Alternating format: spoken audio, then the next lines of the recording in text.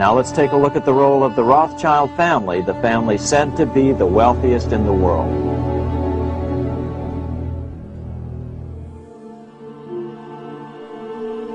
Money is the god of our time, and Rothschild is his prophet. Heinrich Heine. The mythology surrounding the Rothschilds' wealth and power is 2 centuries old. The resulting mythology has proved almost as long-lived as the firm of N.M. Rothschild and Sons itself. Ever since the second decade of the 19th century, there has been speculation about the origins and extent of the family's wealth, about their political influence, not only in the 5 countries where there were Rothschild houses, but throughout the world, about their Judaism. The 5 Rothschild houses constitute an early version of what later became known as the multinational. Perhaps the most important point to grasp about this multinational partnership is that for most of the century between 1815 and 1914, it was easily the biggest bank in the world. Strictly in terms of their combined capital, the Rothschilds were in a league of their own until, at the earliest, the 1880s. The 20th century has no equivalent. Because they were so rich, the Rothschilds could plainly claim a material equivalence with the European aristocracy. They relished the sense that they were sans pareil. In this sense, phrases like kings of the Jews, which contemporaries applied to them, contained an important element of truth. That was exactly the way the Rothschilds saw and conducted themselves. There are no fewer than 153 species or subspecies of insect which bear the name Rothschild, as well as 58 birds, 18 mammals, and 14 plants, including a rare slipper orchid, Paphiopedilum rothschildianum, to say nothing of 3 fish, 3 spiders, and 2 reptiles. The family's almost equally recurrent enthusiasm for the pleasures of the table has also bestowed the name on a soufflé and a savory, prawns, cognac, and Gruyere on toast. There are towns and numerous streets named after members of the family in Israel. Rothschild owned vineyards at Mouton and Lafitte whose wines are drunk the world over. Numerous Rothschild-built houses from the Vale of Aylesbury to the Riviera, and there is even a Rothschild island in the Antarctic. At the same time, the Rothschilds energetically pursued and acquired decorations, titles, and other honors, securing the ultimate prize, an English peerage, in 1885. The 3rd generation also threw themselves into hunting and horse racing, those quintessentially aristocratic pastimes. They also extended their patronage to include writers, Benjamin Disraeli, Honoré de Balzac, and Heinrich Heine, musicians, notably Frédéric Chopin and Gioacchino Rossini, as well as architects and artists. In more ways than one, they were the 19th century's Medicis. From the very earliest days, the Rothschilds appreciated the importance of proximity to politicians, the men who determined not only the extent of budget deficits, but also the domestic and foreign policies which so influenced the financial markets. And politicians soon came to realize the importance of proximity to the Rothschilds, who at times seemed indispensable to the solvency of the states the politicians governed, and who could always be relied upon to provide up-to-the-minute political news. When the former de Rothschild frère director, Georges Pompidou, became prime minister in April 1962, and later president in 1969, Le Canard Enchaîné commented simply, RF equals République Française equals Rothschild frère. Similar echoes can be found in the British press, too. Inferences were sometimes drawn in the 1980s from the fact that a number of conservative politicians had worked for N.M. Rothschild and Sons Limited, either before or after their political careers, at a time when the firm was handling a number of important privatizations. In the 1880s and 1890s, their advice on imperial matters was sought by both the Marquis of Salisbury and the Earl of Rosebery, Gladstone's successor as Liberal Prime Minister. Indeed, Rosebery was married to a Rothschild, Meyer's daughter, Hannah. Rothschild influence extended to royalty as well. It is extraordinary to find that the family's interests in the financial affairs of King George IV predated his accession to the throne by as much as 15 years. How did Meyer Amschel, then the father of an obscure Manchester textile merchant, come to acquire a bill on the Prince Regent? The likeliest answer is that he bought it from the Elector of Hesse Castle, who had made a number of loans to the sons of George III in the 1790s. 10 years later, with Nathan firmly established as a banker in London, the sons of Meyer Amschel turned to these other royal debts with the intention of making Nathan, in Amschel's somewhat old-fashioned phrase, court banker in England. Nor was George IV the only member of the British royal family to whom Nathan lent money in the 1820s. In 1824, for example, he lent £10,000 to the Duke of York, as well as giving him 100 complimentary shares in the Alliance Assurance Company. The Rothschilds also looked ahead to the next generation. In 1816, the only child of the Prince Regent, Princess Charlotte, was betrothed to a minor German prince, Leopold of Saxe-Coburg, the youngest son of Duke Francis Frederick. The brothers at once recognized Leopold's potential importance. Not for nothing did one Rothschild writer of the 1840s point out the similarity between the House of Rothschild and the House of Saxe-Coburg-Gotha, those two extended German families which were to rise from obscurity to glory in the course of the 19th century. Indeed, theirs was to be an almost symbiotic relationship. The 3.5 million gulden lent to the Saxe-Coburgs by the Frankfurt House between 1837 and 1842 was only one aspect of the connection. Of greater importance was the support which the Rothschilds gave to those members of the family who left Coburg in search of new thrones elsewhere. Not that the Rothschilds lost interest in the question of the British succession following Princess Charlotte's death. When the Prince Regent's brother, the Duke of Kent, set off for Germany to marry Victoria of Saxe-Coburg, he took with him a letter of credit on the Frankfurt Rothschilds. When the marriage produced a daughter, Victoria, who at once became next in line to the throne, Nathan hastened to offer the proud father financial advice and his exclusive messenger service. Nathan's sons continued to act as the Duchess's banker after the Duke's death, relaying money to her brother Ferdinand of Saxe-Coburg. These tenuous links were enhanced by careful cultivation of Leopold of Saxe-Coburg, who later became King Leopold I of the Belgians. Nor was his nephew Albert above turning to the Rothschilds for financial assistance after he became Queen Victoria's prince consort. In turn, Victoria and Albert's eldest son was on friendly terms with many members of the family before and after he succeeded his mother as Edward VII. The list of Victorian politicians who were close to the Rothschilds is a long one. Lionel's campaign for admission to the House of Commons in the late 1840s and 1850s enjoyed support from Whigs like Lord John Russell and Peelites like Gladstone, but also protectionist Tories like Disraeli and Lord George Bentinck. They were attracted not only to Disraeli, but also to Lord Randolph Churchill, Joseph Chamberlain, and Arthur Balfour. Even as late as the first decade of the 20th century, the system of partnerships continued to function in such a way that English Rothschilds had a financial stake in the Paris house, and French Rothschilds a stake in the London house.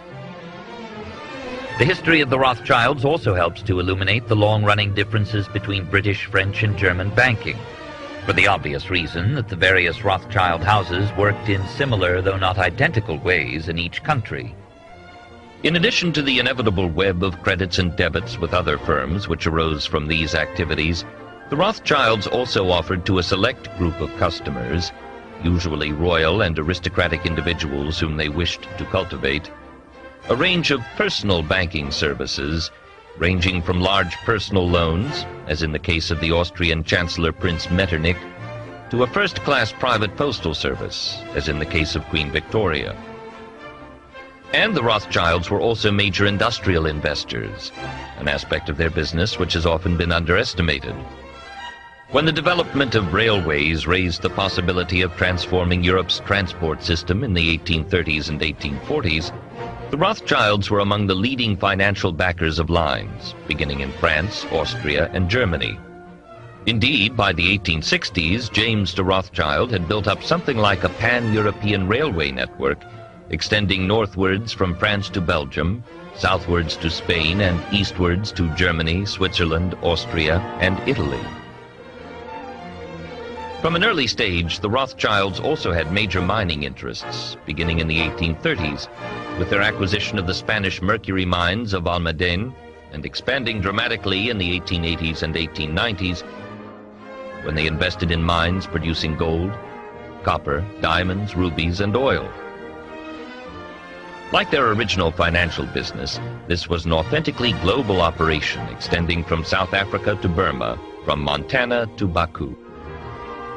Unlike modern multinationals, however, this was always a family firm, with executive decision-making strictly monopolized by the partners, who, until 1960, were exclusively drawn from the ranks of male Rothschilds. There are numerous apocryphal business maxims attributed to the Rothschilds. For example, to hold a third of one's wealth in securities, a third in real estate, and a third in jewels and artworks.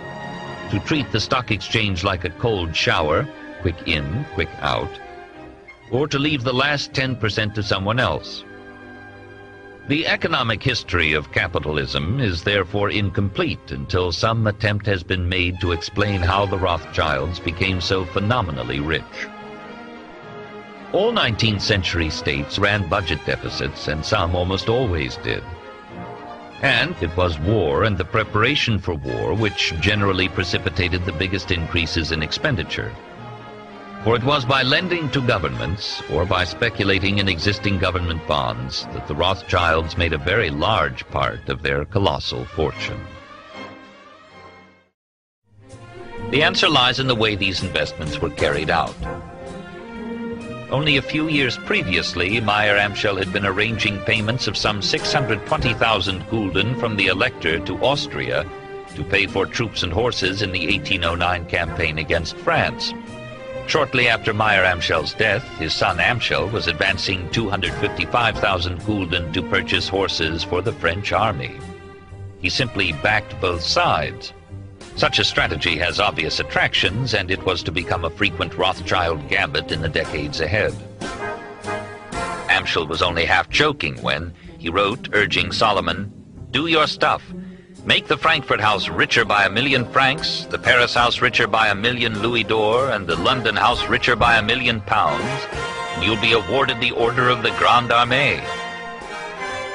Such transactions probably accounted for the lion's share of the profits the Rothschilds made in this decisive period. In June 1814, Harris listed the payments they had so far made to Prussia, Austria, the French king, and the British army. Including money that had not yet been disbursed, the total was 12.6 million francs, and more was to come. By now, the markets were tending to follow the Rothschild lead. As Karl noted, "When we buy, everybody buys." This reflected the widespread belief that the Rothschilds were acting on behalf of the English government, and that this was being done in order to force the rate of the pound sterling up, and that we succeeded very well in doing so. But now, let's return to Napoleon, because nothing else in history more aptly demonstrates the ingenuity of the Rothschild family than their control of the British stock market after Waterloo. In 1815, a year after the end of the War of 1812 in America, Napoleon escaped his exile and returned to Paris. Just as the brothers appeared to be losing the peace, Bonaparte's 100 Days plunged Europe back into war, restoring the financial conditions in which the Rothschilds had hitherto thrived. This time, not only Russia and Prussia, but the previously aloof Austrians found they had little option but to accept payment from the Rothschilds, as did a gaggle of other states, including Saxony, Baden, Württemberg, Bavaria, Saxe-Weimar, Hesse, Denmark, and Sardinia. Altogether, Harris's account with Nathan in 1815 amounted to £9,789,778. In this, the Rothschilds had invaluable accomplices in the Allied powers themselves, who naturally wished to pocket as much as they could before peace was signed and the subsidies ceased. As their father had taught them, the brothers were always careful to make their terms attractive not only to governments, but also to the individual officials with whom they were negotiating.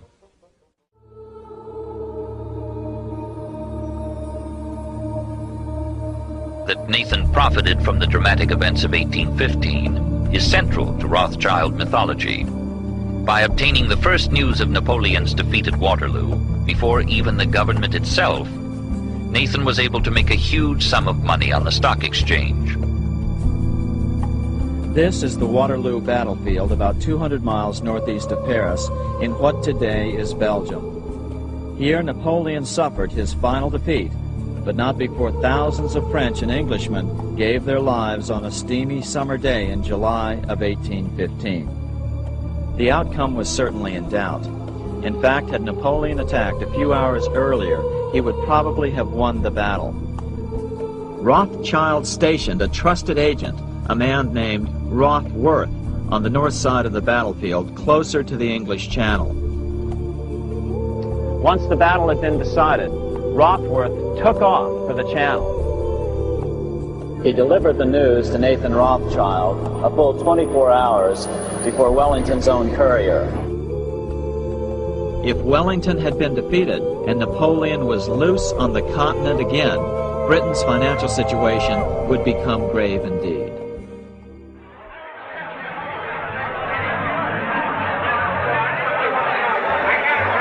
Too late, Mr. Rothschild. You backed the wrong horse this time. Rothschild, you've lost your luck.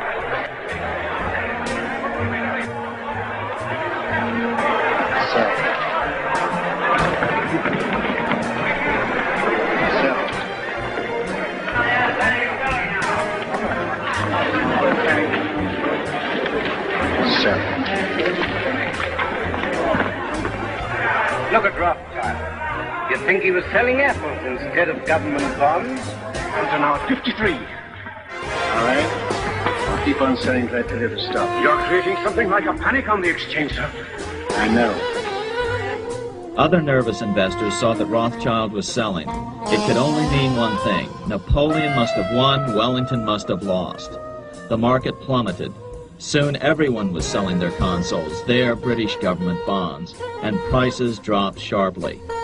But then Rothschild started secretly buying up the consols through his agents for only a fraction of their worth hours before.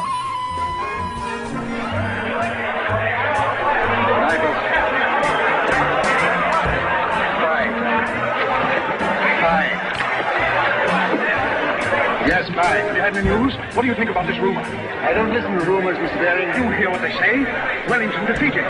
You might tell me what you're going to do. I have no objection to all London knowing what I'm going to do. I'm fine. What's even more interesting about this story is that some authors claim that the day after the Battle of Waterloo, in a matter of hours, Nathan Rothschild came to dominate not only the bond market, but the Bank of England as well. Whether or not the Rothschild family seized control of the Bank of England, the first privately owned central bank in a major European nation and the wealthiest, one thing is certain. By the mid-1800s, the Rothschilds were the richest family in the world, bar none. They dominated the new government bond markets and branched into other banks and industrial concerns.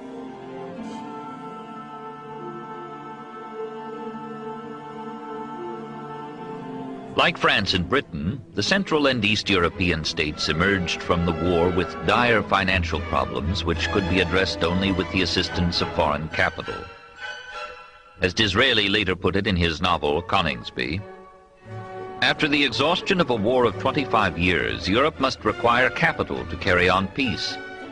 France wanted some, Austria more, Prussia a little, Russia a few millions. Moreover, the policy of the Holy Alliance was bound to create additional financial needs from which the Rothschilds could also profit. For the principal aim of the alliance was to avert a recurrence of the revolutionary epidemic which had caused such upheaval in Europe between 1789 and 1815, if necessary by military intervention. That implied further expenditure. The Rothschilds were notoriously the chief ally of the Holy Alliance. To the German writer Ludwig Werner, they were the nation's worst enemies, They have done more than any to undermine the foundations of freedom, and it is unquestionable that most of the peoples of Europe would by this time be in full possession of liberty if such men as Rothschild did not lend the autocrats the support of their capital. Moreover, the Rothschilds were also, as Bürne said, lending money to establish Greece as an independent monarchy, which had been another liberal goal of the 1820s. Indeed, they even appeared to be in a position to influence the decision as to which prince would become the new Greek king. It therefore made more sense to argue that the Rothschilds were beginning to supplant rather than merely shore up the European monarchies. The first major post-war loan which the brothers succeeded in making was to Prussia, which had ended the Napoleonic period with a debt burden of around $188 million and continued to run large deficits in 1815, 1816, and 1817. The size of the floating debt reached $20 million by the autumn, and the government began to contemplate raising a loan in London. Banking, the third Lord Rothschild once remarked, consists essentially of facilitating the movement of money from point A, where it is, to point B, where it is needed. All banks have histories, though not all have their histories researched and written. Only the Rothschilds, however, have a mythology. The world's bankers. The Rothschilds are the wonders of modern banking. We see the descendants of Judah, after a persecution of 2,000 years, peering above kings, rising higher than emperors, and holding a whole continent in the hollow of their hands. The Rothschilds govern a Christian world. Not a cabinet moves without their advice. They stretch their hand with equal ease from Petersburg to Vienna, from Vienna to Paris, from Paris to London, from London to Washington. Baron Rothschild, the head of the house, is the true king of Judah, the prince of the captivity, the Messiah so long looked for by this extraordinary people. He holds the keys of peace or war, blessing or cursing. They are the brokers and counselors of the kings of Europe and of the Republican chiefs of America. What more can they desire? Niles Weekly Register, 1835-36. Whatever its significance for Prussian politics, the 1818 Prussian loan was without question a watershed in the history of the European capital market, as contemporaries came to recognize. Firstly, the loan was not to be in thaler but in sterling, with the interest payable, half yearly, not in Berlin but in London. Secondly, there was to be a British-style sinking fund to ensure the amortization of the loan. This deliberate anglicization of a foreign loan was a new departure for the international capital market. Now it was much easier to invest in foreign funds, and the fact that throughout the century all foreign government bonds paid higher yields than British consols meant that people did.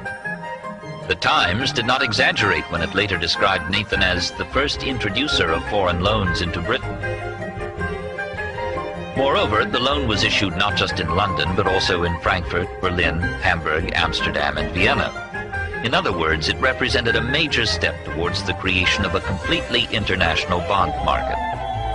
In stipulating these conditions, Nathan not only succeeded in making the Prussian loan attractive to British and continental investors, he also established a model for such international bond issues, which would swiftly become standard. In his book, On the Traffic in State Bonds, 1825, the German legal expert Johann Heinrich Bender identified this as one of the Rothschilds' principal contributions to modern economic development. Any owner of government bonds can collect the interest at his convenience in several different places without any effort. Henceforth, an investor could receive the interest on Austrian Metallique, Neapolitan Rent, or any other Rothschild-issued bonds from any of the Rothschild houses. Although the terms of the loan were heavily criticized in Berlin, not least by the bankers there, Humboldt and Rother were impressed. Rother went further. The Rothschild in this country has an incredible influence upon all financial affairs here in London. It is widely stated, and is indeed close to the truth, that he entirely regulates the rate of exchange in the city. His power as a banker is enormous. In an unpublished passage of The Baths of Lucca, Heine sought to analyze the nature of the Rothschilds' power more precisely. Here he acknowledges that in the short term it served to shore up the reactionary regimes. Revolutions are generally triggered off by deficiency of money. By preventing such deficiencies, the Rothschild system may serve to preserve peace in Europe. This system, or rather Nathan Rothschild, its inventor, is still providing firm foundations for such peace. It does not inhibit one state from making war on another exactly as before, but it does make it difficult for the people to overthrow established authority. Religion is no longer able to guarantee the governments that the people will remain peaceful. The Rothschild system of loans can perform the task much better. It possesses the moral force or power which religion has lost. It can act as a surrogate for religion. Indeed, it is a new religion, and when the old religion finally goes under, it will provide substitutes for its practical blessings. Strangely enough, it is once again the Jews who invented this new religion. As early as 1828, Prince Hutler-Muskau referred to Rothschild, without whom no power in Europe today seems able to make war. In a multipolar world in which 5 powers with distinct interests sought to resolve international crises without resorting to war, the Rothschilds acted not so much to ensure peace as to underwrite it once it had been made. The case was put in a more sophisticated form by the left-leaning liberal J.A. Hobson, author of the classic Imperialism, A Study, 1902. Like many radical writers of the period, Hobson regarded the Boer War as having been engineered by a small group of international financiers, chiefly German in origin and Jewish in race. The Rothschilds, in his view, were central to this group. Does anyone seriously suppose, he asked in Imperialism, that a great war could be undertaken by any European state or any great state loan subscribed if the House of Rothschild and its connections set their face against it? Cherub had made much the same point from a German nationalist perspective in his History. The House of Rothschild has arisen from the quarrels between states, has become great and mighty from wars, and the misfortune of states and peoples has been its fortune. English examples can also be found. In refusing Gladstone's request to make Lionel de Rothschild a peer, Queen Victoria explicitly questioned whether one who owes his great wealth to contracts with foreign governments for loans or to successful speculations on the stock exchange can fairly claim a British peerage. A good illustration is John Reeves's book, The Rothschilds, The Financial Rulers of Nations, which returns a typical verdict. The Rothschilds belong to no one nationality. They are cosmopolitan. They belong to no party. They were ready to grow rich at the expense of friend and foe alike. The central dilemma which confronted the Rothschilds lay here. Because of their wealth, other Jews looked to them for leadership in their pursuit of equal civil and political rights.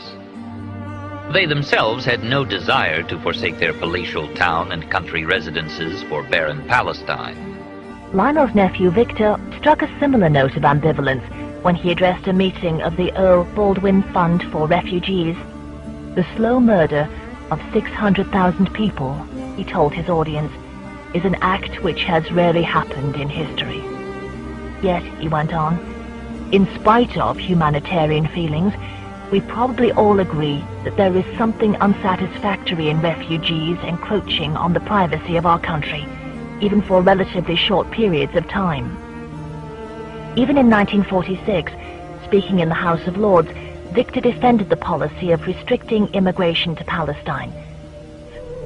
The only logical solution was therefore to find some alternative territory for the Jews to go to. The Nazis themselves thought of Madagascar. At around the same time, the Paris House forwarded to Newport a proposal to purchase 200,000 acres of Brazil's Mato Grosso, and another to settle Jews in Sudan's Upper Nile Valley. Kenya, northern Rhodesia, and Guyana were also considered. Only at the 11th hour, it seems, did the Rothschilds recognize the need to admit refugees into Britain and France. This was broadly the argument of the early Zionists like Theodor Herzl, who came to believe that the only solution to the Jewish question was indeed for the Jews to leave Europe and found their own Judenstaat.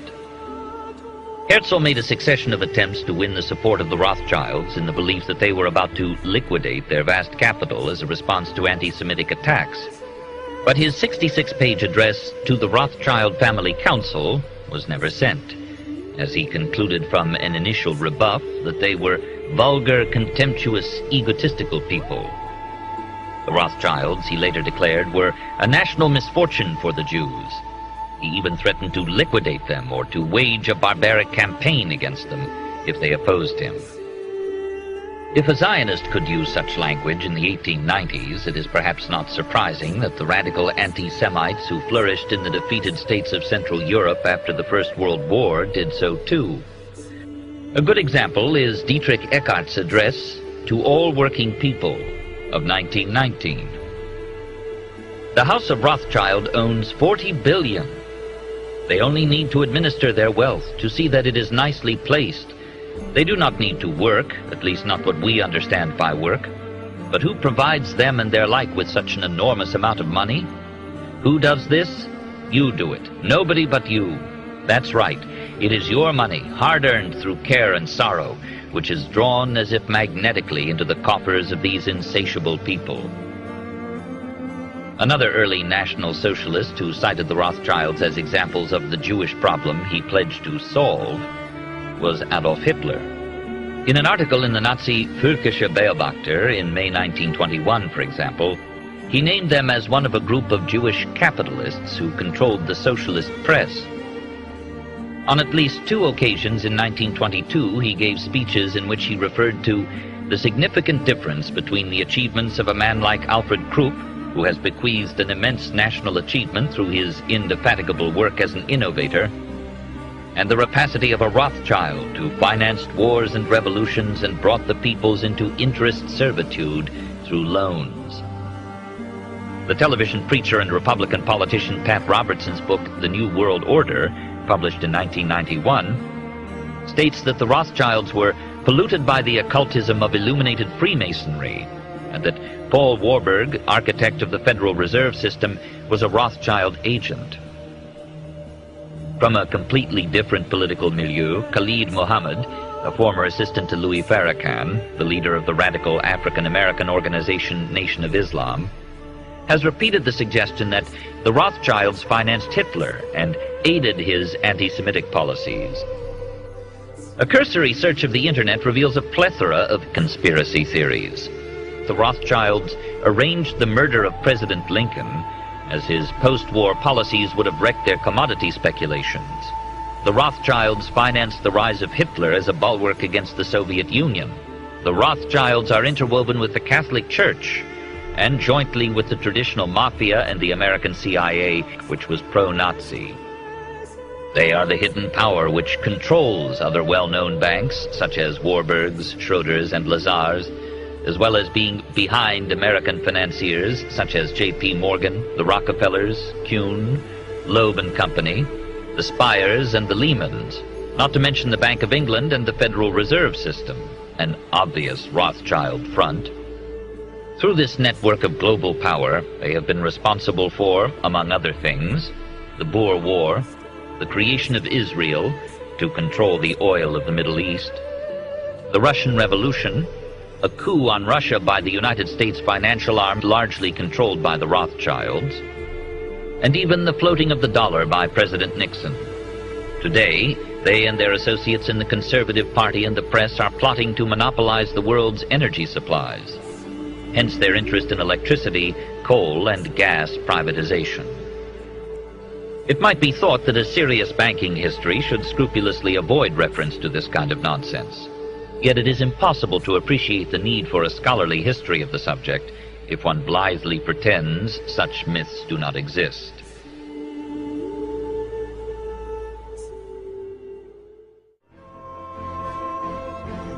In 1823, the 12th, 13th, and 14th cantos of Byron's Don Juan were published in London at a time when their author was embroiled, fatally as it proved, in the Greek struggle for independence. Nevertheless, these late verses indicate a keen awareness of the power of money, and specifically of the new kind of financial power personified by Nathan Rothschild. "Who hold the balance of the world?" asked Byron in the 12th canto. "Who reign o'er Congress, whether royalist or liberal? Who rouse the shirtless patriots of Spain? Who keep the world, both old and new, in pain or pleasure? Who make politics run glibber all? The shade of Bonaparte's noble daring, Jew Rothschild and his fellow Christian Baring." To Byron, Rothschild and Baring were the true lords of Europe, whose every loan is not a merely speculative hit, but seats a nation or upsets a throne. Republics also get involved a bit. Columbia's stock hath holders not unknown on change, and even thy silver soil Peru must get itself discounted by a Jew. That Byron could suggest, even satirically, that Nathan Rothschild held, along with Alexander Baring, the balance of the world, requires some explanation. In April 1825, the market began to slide. The heaviest falls were experienced by British industrial securities and Latin American bonds. Such a severe asset price deflation was bound to bring a banking crisis in its wake. As it was, 73 out of 770 country banks failed. The country came within 48 hours of putting stop to all dealings between man and man except by barter. Much of the time, Nathan was a buyer or borrower of gold and silver. In December 1825, however, it was the other way round. The Rothschilds gave the bank their gold, supplying the old lady of Threadneedle Street with enough specie from the continent to avert a suspension of cash payments. Of course, Nathan would not have made such immense deliveries of gold without asking for a generous commission in return. The operation has to be seen as part of his campaign to establish himself as the dominant force in the London bullion market. The rescue of the bank was a remarkable achievement which owed everything to the international nature of the Rothschilds' operations. In effect, the brothers were establishing that system of international monetary cooperation which would later be performed routinely by central banks, and on which the gold standard came to depend. Increasingly, their position in the international bullion market was becoming as dominant as their position in the international bond market. Byron was therefore not far wide of the mark when he suggested in Don Juan that Baring and Rothschild reigned over both royalists and liberals, and that their loans could seat a nation or upset a throne. He erred only in regarding the two bankers as financial equals. In 1815 they had been. By 1825 they were not. If there was a sixth great power in the 1820s, it was no longer Baring's, but Rothschild's. At the same time, by dint of their size, the Rothschilds came to see themselves as bearing a degree of responsibility for the stability of the banking system as a whole. This explains their reluctance to see their rivals fail. In all this, the Rothschilds were increasingly beginning to think in a way fundamentally similar to that characteristic of central bankers. The central banks of England and France continued to be partly private institutions. In terms of their financial resources, they were in fact the only banks comparable with the Rothschilds, though of course they were national, where the Rothschilds were international, and the Rothschilds had no interest in resisting their monopolization of note issue.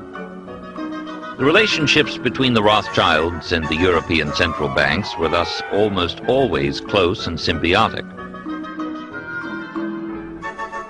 Of growing importance as a non-exclusive source of financial information and misinformation in this period was, of course, the press. It might be thought that the proliferation of newspapers in the 19th century tended to erode the advantages which the Rothschilds were able to derive from their private system of communications. On the other hand, the existence of financial pages in newspapers presented new opportunities for influencing the markets, which the Rothschilds were not slow to exploit. Nathan responded to early press attacks by establishing what was to be an enduring relationship with the most influential of all British papers, The Times. The Times correspondent reported from St. Petersburg that the mere appearance of James Rothschild at the Bourse was expected to boost Russian bond prices. By the summer of 1825, therefore, the Rothschilds had succeeded triumphantly in establishing themselves as the leading specialists in European public finance. And not only European. New fiscal needs quickly arose from the political crises which beset the Spanish and Ottoman empires in this period. It was this need which Nathan and his brothers successfully met. The system they developed enabled British investors and other rich capitalists in Western Europe to invest in the debts of those states by purchasing internationally tradable, fixed-interest transferable bonds. The significance of this system for 19th century history cannot be overemphasized. For this growing international bond market brought together Europe's true capitalists, that elite of people wealthy enough to be able to tie up money in such assets and shrewd enough to appreciate the advantages of such assets as compared with traditional forms of holding wealth, land, venal office, and so on. Bonds were liquid. They could be bought and sold 5.5 days out of 7 on the major bourses of Europe and traded informally at other times and in other places. And they were capable of accruing large capital gains. If investors bid up the price of a government's stock, that government could feel secure. If they dumped its stock, that government was quite possibly living on borrowed time as well as money.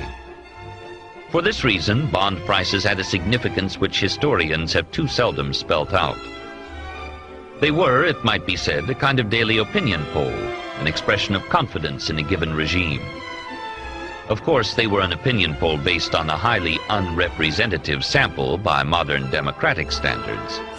Only the wealthy, the capitalists, got to vote. These capitalists were thus to a large extent Europe's political class. Indeed, the kind of people who held government bonds were, very roughly speaking, the people who were represented politically, and their opinions were the opinions that mattered in a stratified, undemocratic society. The singular beauty of the bond market was that virtually every state, including, as the century advanced, all the new nation-states and colonies, had sooner or later to come to it, and most states had sizable amounts of tradable debt in circulation. The varying fortunes of government bonds provide a vital insight into the political history of the period. They are also the key to understanding the extent of the power of a bank like Rothschild's, which for much of the 19th century was the prime market maker for such bonds. What determined the ups and downs of the 19th century bond market? The answer to this question is central to any understanding of the history of the Rothschild Bank. Obviously, economic factors played an important part, but the most important factor was political confidence. The confidence of investors, and especially of big market-making investors like the Rothschilds, in the ability of the bond-issuing states to continue to meet their obligations, that is, to pay the interest on their bonds. There were only really two things which might cause them not to do so: war, which would increase their expenditures and decrease their tax revenues, and internal instability, ranging from a change of ministry to full-blown revolution. It was for indications of either of these possible crises that the markets, and the Rothschilds more than anybody, watched. Three things would give an investor an edge over his rival: closeness to the center of political life, the source of news, the speed with which he could receive news of events in states far and near, and the ability to manipulate the transmission of that news to other investors. This explains why the Rothschilds spent so much time, energy, and money maintaining the best possible relations with the leading political figures of the day. It also explains why they carefully developed a network of salaried agents in other key financial markets, whose job it was not only to trade on their behalf, but also to keep them supplied with the latest financial and political news. The Rothschilds' communications network gave them an important advantage over their competitors. Even after they lost this edge, they continued to exercise an influence over the financial press through which news reached a wider public.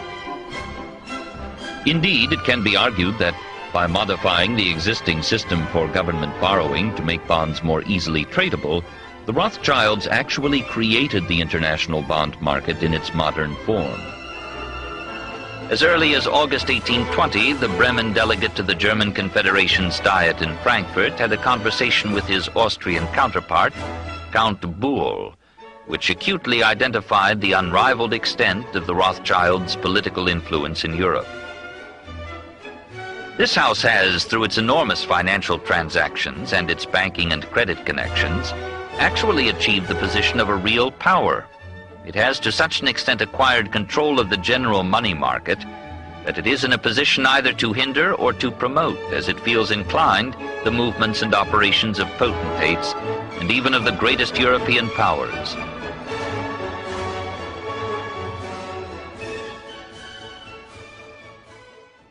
In fact, the rest of the 19th century was known as the Age of the Rothschilds. They financed Cecil Rhodes, making it possible for him to establish a monopoly over the diamond and gold fields of South Africa. In America, they financed the Harrimans and railroads, the Vanderbilts and railroads and the press, and Carnegie in the steel industry, among many others.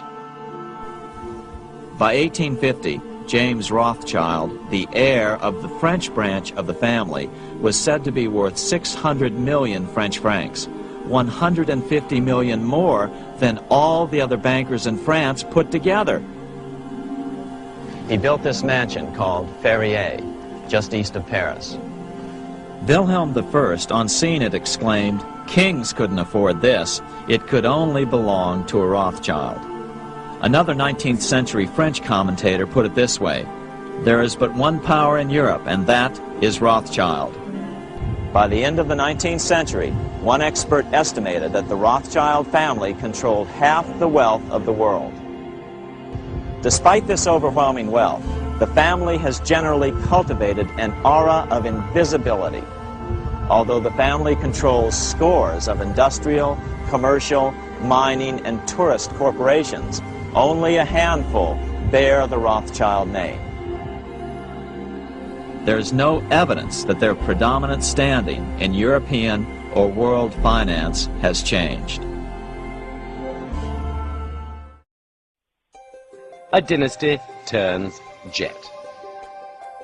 Things were getting back to normal in 1945, but what, in family terms, was normalcy?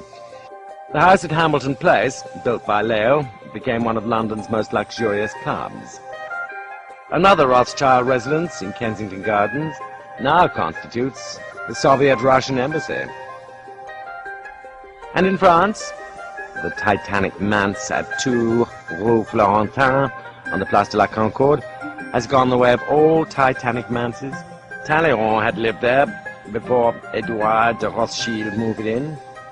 When Edouard put it on the market, only one customer could afford the price: Uncle Sam. It became the European headquarters of the Marshall Plan, and today is tenanted by the United States mission to NATO and to European regional organizations. Henri de Rothschild's huge place at 33 Rue de Faubourg Saint-Honoré now houses the Cercle Interallié, a fancy international diplomatic club. On the same street, the United States Embassy has taken over number 41, built by the first Baron Edmond. The Rothschild monograms still crown the great portals of both houses. Last, not least, Ferrier, the crown jewel among Rothschild possessions. No one was rich enough to buy it, nor did the French branch want to part with such a symbol. Initially, a great deal of labor went into untangling the various pre-war debts on which countries like Chile and Hungary had defaulted. New issues, like the 1951 offering of £5 million of stock for the International Bank for Reconstruction and Development, usually known as the World Bank, had to be shared with other city houses. The old Rothschild predominance in the South African gold market had already been reasserted 3 years previously, when the international gold market reopened. Once again, the World Gold Prize was formally set in Newcourt's fixing room. Through a string of holding companies, Newcourt could now tap monumental lumber, power, mineral, particularly uranium, resources. And Winston Churchill, appreciative of the scale of the thing, termed it a grand imperial concept. After Antony's death, his two nephews, Edmund and Leopold, took over together with Antony's son, Evelyn. In addition, Evelyn sat on the boards of Beaverbrook newspapers, The Economist, and later the Telegraph plc. Edmund, the senior partner, struck out in still other directions, as owner and operator of the Royal Mint Refinery, as gold agent to the Bank of England, and as merchant banker extraordinary, consolidating still further Newcourt's position as a key bullion broker in the English Commonwealth, and laying the foundation for its present preeminent position in the Australian natural resources market. Rothschild Australia accounts for around a third of the N.M. Rothschild Group's profits. It retained its long-standing interest in gold, even after the breakdown of the gold pool as a consequence of the pressures brought to bear on the dollar by the Vietnam War.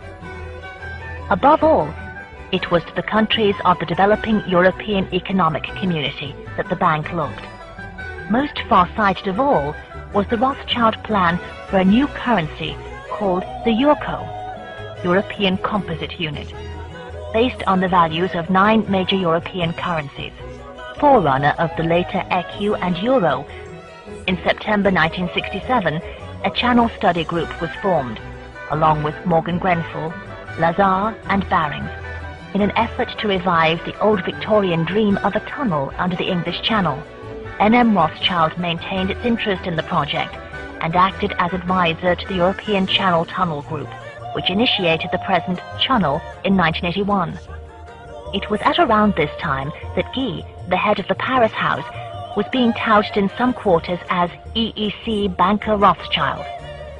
The French Rothschilds are richer still, and they have become richer faster since Baron Guy assumed the reins at the death of his father Edouard. With similar aggressiveness, Guy has fortified the position of de Rothschild Frères as the largest private bank in France.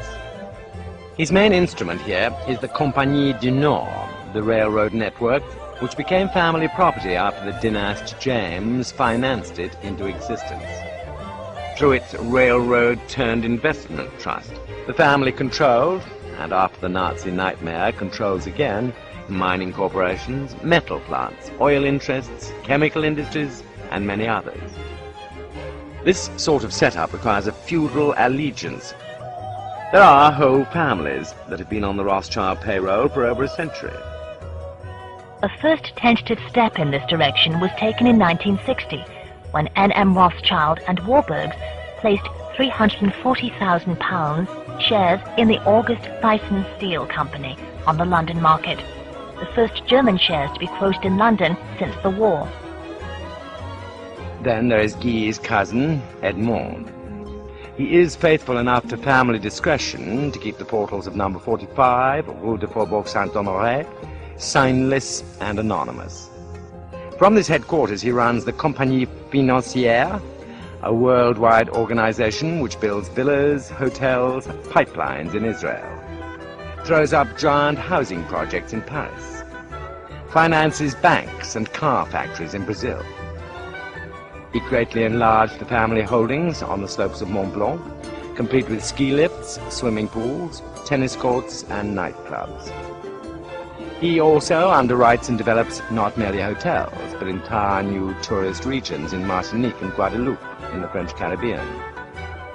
With Lord Rothschild as partner, he is responsible for the flowering of Israel's luxury golf resort at Caesarea. Edmund James Rothschild Memorial Group contributed $1 million to the Weizmann Scientific Institute in Tel Aviv, gave $3 million towards the construction of the Knesset, and foots the bill for many of Israel's archaeological expeditions. Pre-1914 links to Japan were also renewed by Edmund, who made several visits there between 1962 and 1969, arranging Euro-dollar bond issues in partnership with Nomura Securities for a number of Japanese companies including Hitachi and Pioneer. The logical way of advancing Britain's financial integration with the continent was to establish some kind of cross-channel institutional link. The creation of Rothschild's Continuation Holdings AG as the Swiss-based parent company was in this sense pregnant with historical significance. To recreate something like the system of international partnership which had been the Rothschilds' greatest strength in the 19th century. The N.M. Rothschild Group is thus a multinational entity. More than 50% of its assets are now held outside the UK, with a wide geographical reach. Again, reminiscent of the system of houses which had been developed by Meyer Amschel's sons after 1815.